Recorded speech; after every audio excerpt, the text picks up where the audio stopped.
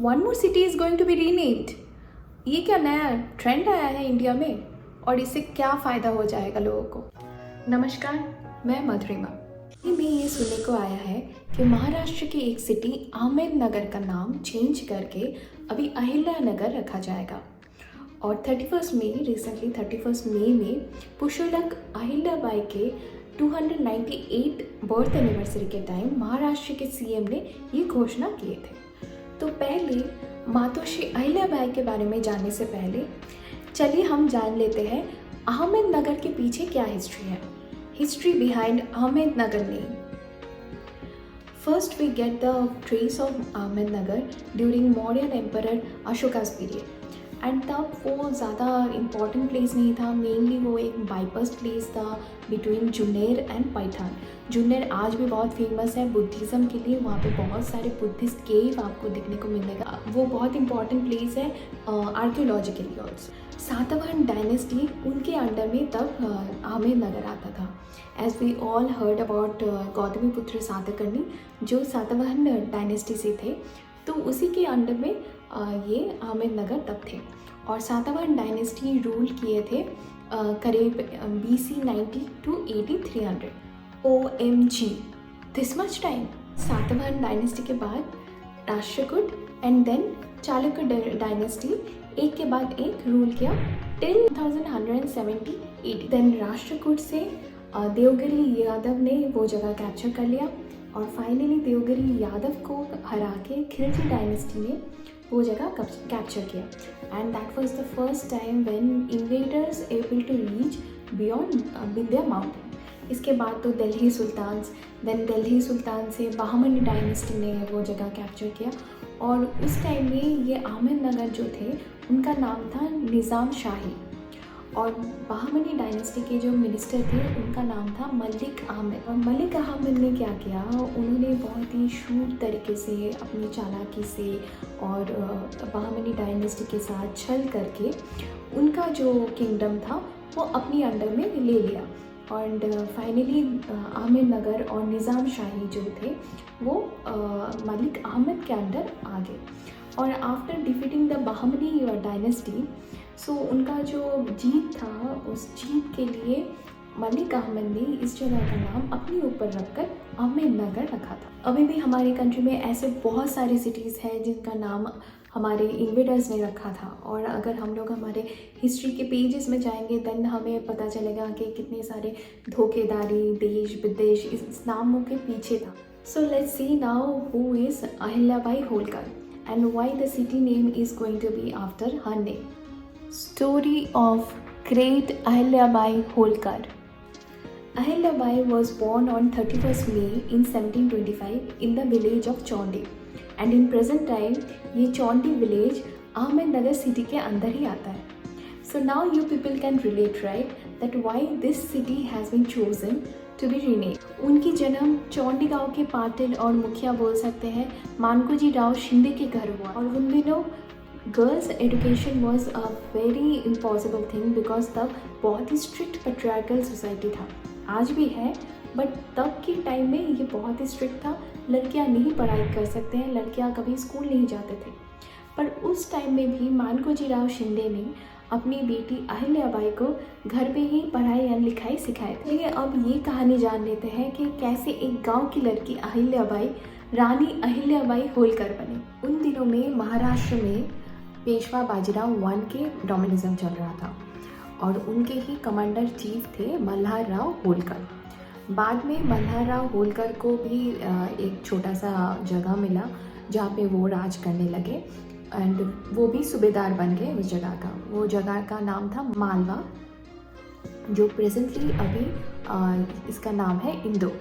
सो एक दिन मल्हार राव होलकर चौंडी गांव से गुजर रहे थे और तब उन्होंने देखा कि एक छोटी सी लड़की शिवा टेम्पल में बहुत अच्छी तरह से पूजा कर रही थी एंड उनकी वो जो गा रही थी उसके उस मधुर संगीत से वो भी बहुत मल्हार राव होलकर बहुत ही इम्प्रेस्ड हो गए and the way she was doing the charitable work there. Finally Malhar Rao Holkar बहुत ही इम्प्रेस थे अहिल्याबाई से एंड उन्होंने उनके बारे में खोज भी लगाया। तब उन्हें पता चला कि यही चौंडी गांव के पाटिल के एक ही लड़की थी, वो है अहिल्याबाई होलकर।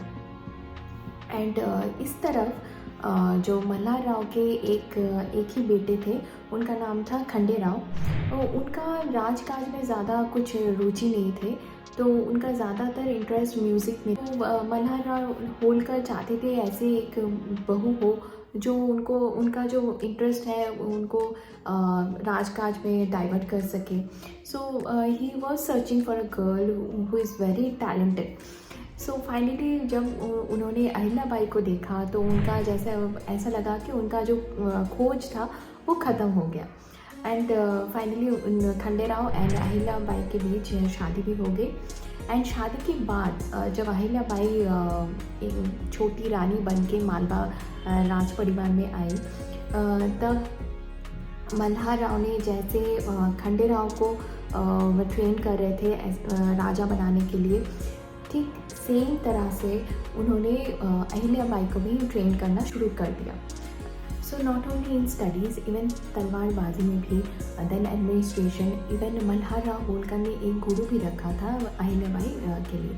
और अगर देखिए कि उस टाइम में एक लड़के के लिए पढ़ाई लिखाई सीखना ही बहुत बड़ी बात थी, मतलब इम्पॉसिबल था एक्चुअली। और जहाँ पे उन्होंने एक गुरु रखा कि अहिल्याबाई को ट्रेन करे जस्ट एज ए क्वीन, ठीक है ना।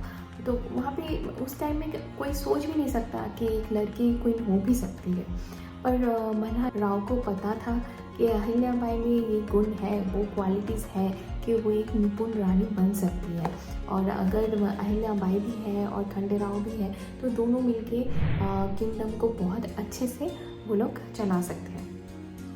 और अगर हम जो भी देखते हैं रानी अहिल्याबाई को, आज अगर हम बहुत ही मानते हैं रानी अहिल्याबाई के काम को, तो कहीं ना कहीं ये भी हम लोगों को मानना पड़ेगा कि मल्हार राव के बहुत ज़्यादा कंट्रीब्यूशन था उनके लाइफ में। And he was one strong pillar in her life. भाई जब शादी होकर मालवा में आई तब उनकी उम्र थी 8 साल। एंड देन इसके बाद जैसे टाइम गया, उनको एक बेटा और एक बेटी भी हुई। बेटा का नाम था मालेराव होलकर और बेटी का मुक्ताबाई।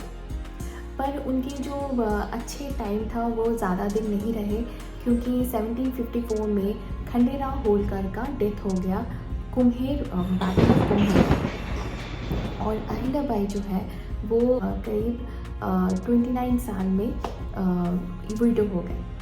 तो अहिल्याबाई जो थे वो सती होना चाहती थी, पर मल्हार राव होलकर ने उन्हें रोक दिया और उन्हें बोला कि अगर तुम भी चले जाओगे तो मेरे पास और कोई नहीं है, मेरा एक बेटा तो चला गया और तुम हो मेरा दूसरा बेटा, अगर तुम भी चले गए तो मैं बहुत ही अकेला पड़ जाऊंगा। तो ये बात सुन के अहिल्याबाई रुक गए और उन्होंने सती नहीं की। एंड बाद में जाके उन्होंने सती प्रथा का अगेंस्ट भी उन्होंने प्रोटेस्ट किए थे। खंडेराव होलकर के डेथ के बाद जब मल्हार राव होलकर बाहर कहीं जाते थे वॉर या मुहिम में, तब जो अंदर का मालवा का जो एडमिनिस्ट्रेशन था वो पूरी तरह से अहिल्याबाई ही संभालते थे।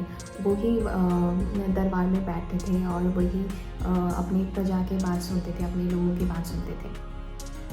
बट ये बहुत सारे लोगों के लिए बहुत ही इम्पॉसिबल बात थी कि एक औरत मतलब ऑर्डर दे रहे हैं और उनके अंडर में लड़कों को सुनना पड़ेगा। सो बहुत सारे लोग प्रोटेस्ट भी कर रहे थे। एंड ऐसे बहुत सारे अटैक्स भी हुआ मालवा में आफ्टर खंडेराव्स डेथ। तो तब रानी अहिल्याबाई ने युद्ध भी किए उन लोगों के साथ और उन लोगों को जीत भी हासिल हुई।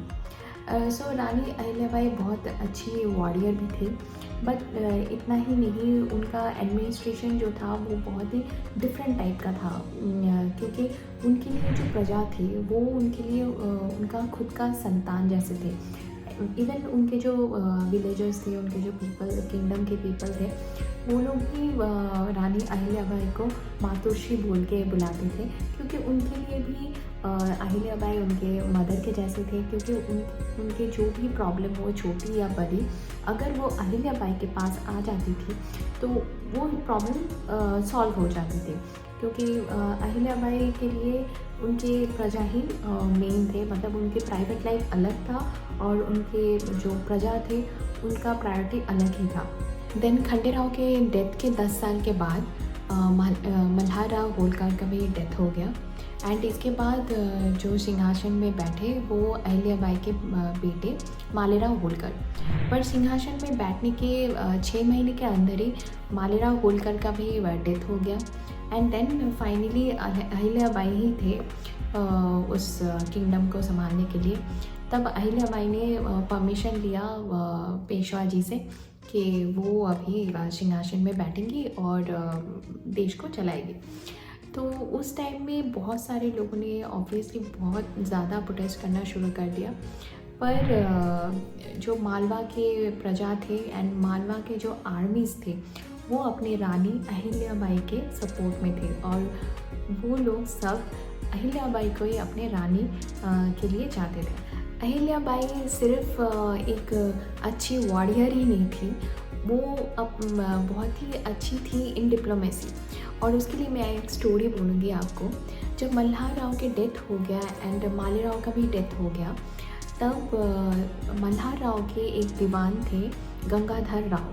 तो उन्होंने क्या किया, उनको लगा कि अभी तो एक अबला नारी के अंडर में है ये किंगडम, सो अभी कौन चलाएगा, अभी तो मालवा बहुत ही वीक पड़ गया है। तो उन्होंने एक प्रपोज़ल भेजा अहिल्याबाई को कि अब अहिल्याबाई उनको अडॉप्ट कर लिए as a adopted son and वो अभी उसके किंगडम को देखेंगे। पर अहिल्याबाई ने बहुत ही अच्छी तरह से इस प्रपोज़ल को रिजेक्ट कर दिया।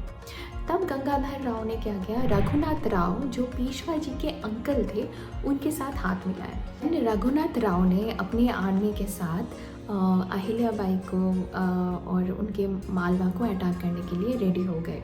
एंड वो शिप्रा रिवर के उस पार में वो वेट कर रहे थे कि नेक्स्ट डे वो लोग अटैक करेंगे।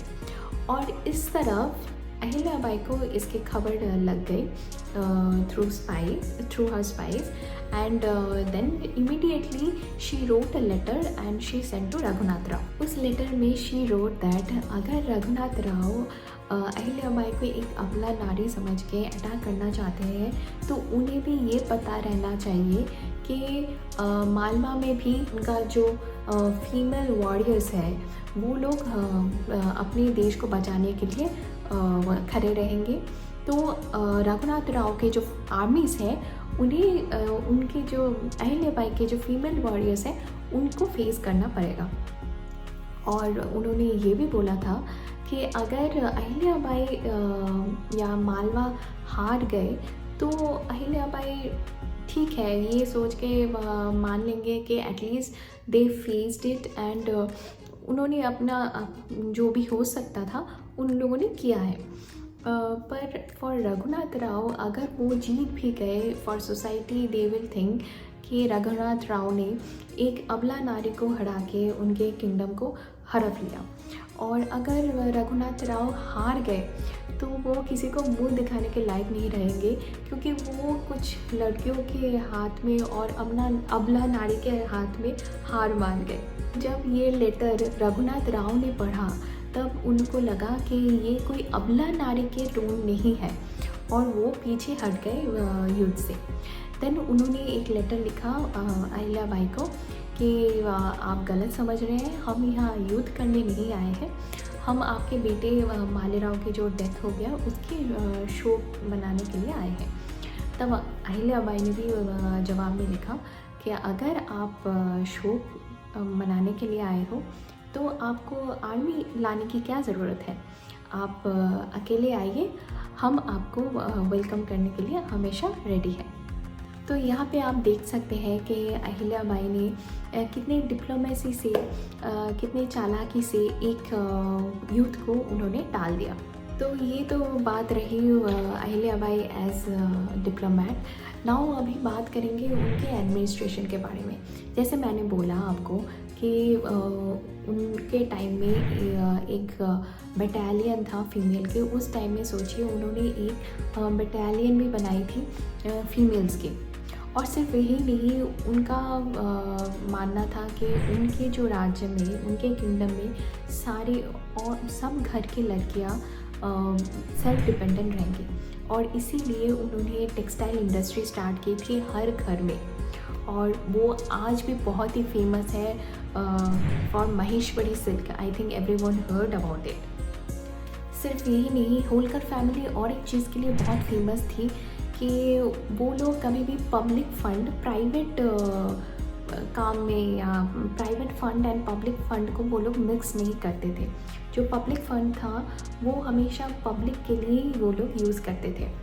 और जो अहिल्याबाई थे वो क्या करते थे, उनकी जो प्राइवेट प्रॉपर्टीज़ थी वो भी वो चैरिटी में लोगों को दे देती थी। सिर्फ यही नहीं, अहिल्याबाई बहुत ही दूरदर्शी थे। उन्होंने उस टाइम में जो उनके जो हैंडीकैप्ड और जो एजेड सोल्जर्स थे उनके लिए उन्होंने पेंशन स्टार्ट किया था। सोचिए उस टाइम में उन्होंने पेंशन के बारे में सोचे थे। सो सच अ नायाब idea she thought of it. सिर्फ यही नहीं, वो विडो मैरिज को भी सपोर्ट करती थी, और उनके टाइम में बहुत सारे स्कॉलर्स जो थे महाराष्ट्र में आए थे, उनके किंगडम में आए थे, जैसे कि Marathi poet Moropant, then Sanskrit scholar Khushali Rao. और वो इतनी दूरदर्शी थे, जैसे मैंने बताया आपको, कि जब ब्रिटिशर्स आने लगे महाराष्ट्र में एंड पेशवा जी जो he started making relationship with Britishers, that time Ahilyabai ने एक लेटर में वार्न किए थे पेशवा जी को कि अगर इंडियन के बीच एंड ब्रिटिशर्स के बीच जो रिलेशन होगा ना, वो होगा एक बियर हग। मतलब उन्होंने कंपेयर किया था बियर हग के साथ ब्रिटिशर्स के रिलेशन को। तो वो इतना दूरदर्शी थे कि उनको समझ में आया था कि ब्रिटिशर्स क्या बन के आ रहे हैं और क्या बन के जाएंगे। ये तो गया अहिल्याबाई एज एन एडमिनिस्ट्रेटर। अब जानेंगे Ahilyabai as a philanthropist. Ahilyabai as a philanthropist. Ahilyabai was the only queen जिन्होंने 80% ऑफ इंडियन ओल्ड टेम्पल्स को रीबिल्ड किए थे। मोस्टली इम्पॉर्टेंट एंड बहुत ही डिफ़िकल्ट था काशी विश्वनाथ टेम्पल, जो प्रेजेंटली वाराणसी में है, एंड इसको औरंगज़ेब ने तोड़ दिया था। इसके बाद उन्होंने और भी बहुत सारे टेम्पल्स के रिनोवेशन किए थे, जैसे कि मथुरा, अयोध्या, अवंती, रामेश्वरम, सोमनाथ, देन जगन्नाथपुरी, देन बद्रीनारायण, द्वारका, हरिद्वार। उन्होंने हिमालयन रेंजेस से शुरू करके एकदम साउथ तक जितने भी पिलग्रिमेज एरियाज़ हैं वहाँ पे ghats, tanks, then roads, then rest houses बनाए थे डिवोटीज़ के लिए। सो आप देख ही सकते हैं कि हमारे जो इन्वेडर्स थे वो हमारे कल्चर्स, हमारे हेरिटेज को ख़राब करके चले गए थे, पर ये हमारी अहिल्याबाई ही थी जो हमारे कल्चर और हमारे जो हेरिटेज है उनको फिर से रीबिल्ड एंड रिनोवेट की। बट ये जो अहिल्याबाई के जो कंट्रीब्यूशन है वो हम कभी भी नहीं भूल सकते हैं, और उनकी वजह से आज भी हम लोग सोमनाथ, रामेश्वरम या काशी विश्वनाथ जैसे टेंपल में हम लोग जा सकते हैं, क्योंकि वहाँ पे भी अभी जो टेंपल है वो अहिल्याबाई ने ही बनाई है। Final life of Ahilyabai. Ahilyabai के लाइफ में लास्ट सॉरो थी उनके बेटे मुक्ताबाई जब सती हो गई। उनके बाद और कोई नहीं थे अहिल्याबाई के लाइफ में, बट उस दिन भी एंड उसके बाद भी अहिल्याबाई दरबार में अपनी प्रजा को अटेंड की एंड उनके बात सुनी। पर मतलब वही दिखाई देता है कि वो कभी भी अपनी रिस्पॉन्सिबिलिटी से मुंह नहीं फेरी, चाहे अपने प्राइवेट लाइफ में जो भी हो, वो अपनी पब्लिक के लिए हमेशा थी। इसके बाद वो अपनी राजशाही लाइफ से अलग होके महेश्वर जैसे छोटे विलेज में जाके बसने लगी, एंड वहाँ पे भी वो ज़्यादातर रिलीजियस लाइफ में भी बिज़ी रहते थे, पर अपने प्रजा को हमेशा अटेंड करती थी, एंड वहाँ पे भी उनका एक दरबार रहता था जहाँ पे उनके पास अपने प्रजा लोग उनकी बात रखते थे। She was not only famous in India only, she was famous among Britishers also, like one of British poet Jonah Belly wrote, "In later days, from Brahma came to rule our land, a noble dame. Kind was her heart, and bright her fame, and Ahilya was her honored name. तो मैंने आपको 2 stories बताई and and में I guess आप सबको समझ में आ रहा है कि क्यों अहमदनगर का नाम बदला जा रहा है। और सही में अभी अगर अहमदनगर का नाम चेंज हो रहा है और इसे अहिल्या नगर बनाया जा रहा है, तो I think after so many days Ahmednagar या अहिल्या नगर उस जगह को सही में जस्टिस मिल रहा है, क्योंकि वो जगह so much is related to Ahilya bai, तो उनका जन्मभूमि है। तो अभी सही में उस जगह का खोई हुई जो रुतबा था वो उस जगह को मिलेगा। I would like to give one small tip for the UPSC students. This year I feel Ahilya Bai's administration and Ahilya Bai as a philanthropist, it will be very important for UPSC mains and history optional. So it was a very small tip for you. And now for my viewers, it is my request that if you really like my videos and if you want me to bring like this more informative videos, then please like, share and subscribe my channel. And नीचे comment section में please मुझे suggest कीजिए कि मैं और कौन सी topic में आप लोगों के लिए वीडियोस बना सकती हूँ जो आप लोगों के लिए बहुत ही इंफॉर्मेटिव होगा। So that's all for today. Thanks for watching.